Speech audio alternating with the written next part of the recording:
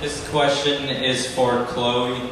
I was wondering if you could talk about any of the challenges you had from roles, transitioning to roles from like Kick-Ass to as far back as Amityville Horror to this new role, Let Me In. Well, I like to try and choose very diverse roles from what I've done before.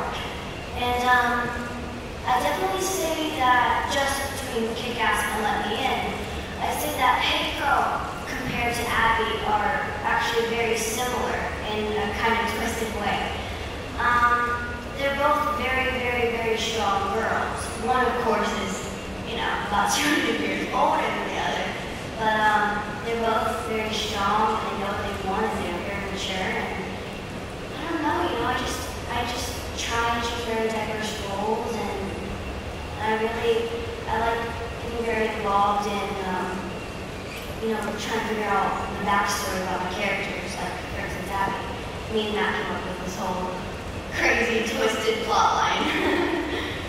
You know, one of the things that Steven Spielberg, and also the other tip that he gave, when I first was trying to do the movie, I had never actually worked with young actors before to the degree that we'd be doing in this film. So JJ had said to me, hey, you know, I think Spielberg loved Cloverfield, and I was like, oh, that's so cool. And then when I was like, you know, JJ, do you think you could ask Steven Spielberg if I could talk to him about working with kids? Because he made so many films that affected me in my childhood that were centered around kids.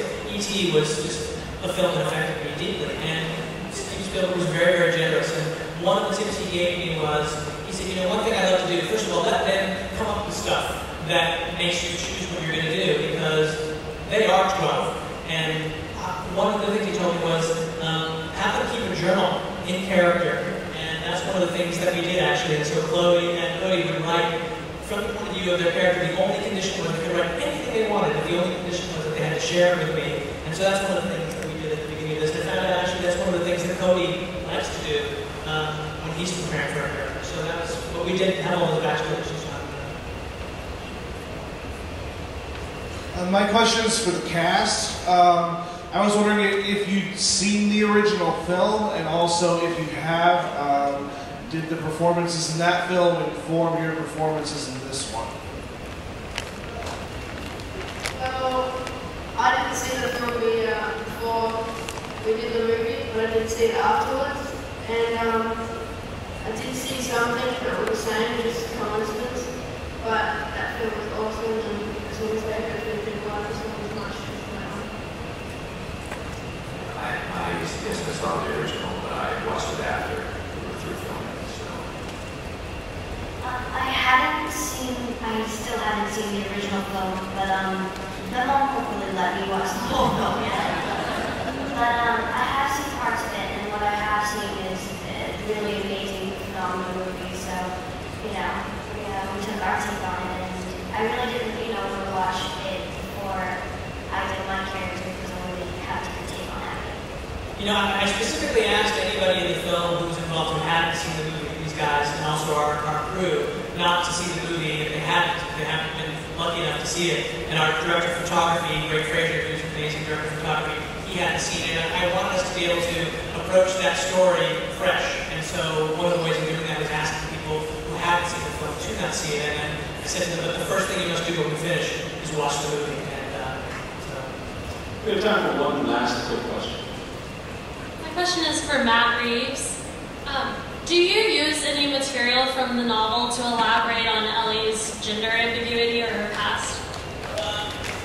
No, not really. I mean, the thing about it is, like I was saying earlier, if you were to adapt the novel in its full complexity, I mean, you know, also not only her gender identity, but also like Hubhan's full character and all of the very, very dark and amazingly twisted but beautiful stuff about his character, it would be, first of all, it would be a different movie. But in the case of this, I felt that detail, when I saw the original film and the moment that you're talking about occurs, I interpreted it my own way. I thought, oh, this is a coming-of-age moment, and he's fascinated with her sexuality. It didn't quite read for me what that was. And I talked to a lot of people who had that sort of similar reaction. It was only upon reading the book that I got that additional richness that came from what's in the book.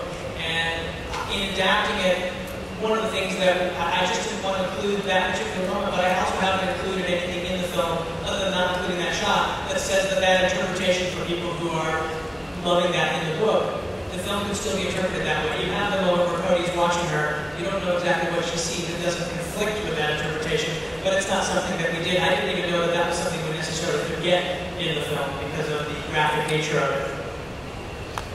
Well, I want to thank the cast of Let Me In for joining us today.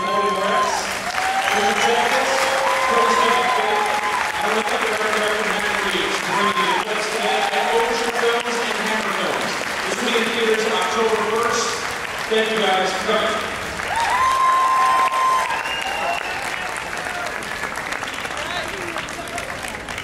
Once again, for Let It